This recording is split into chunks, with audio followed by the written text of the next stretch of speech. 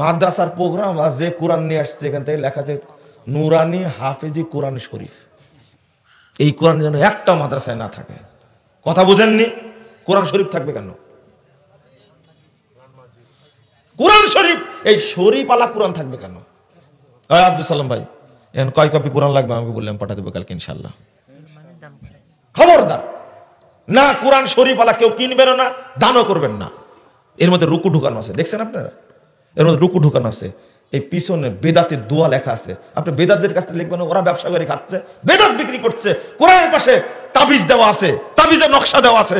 কোরআনের মধ্যে যোগ করেছে ওয়াকফে জিবরিল, কোরআনের মধ্যে যোগ করেছে ওয়াকফে সাল্লাল্লাহু আলাইহি ওয়াসাল্লাম, কোরআনের মধ্যে যোগ করেছে মানে কি? সূরা ফাতিহার প্রথম আয়াত হবে বিসমিল্লাহির রহমানির রহিম। মদিনা নুসখাতে আছে, তুমি বিসমিল্লাহকে আয়াত বলনি কেন? ছাপাইছে কেন কোরআন?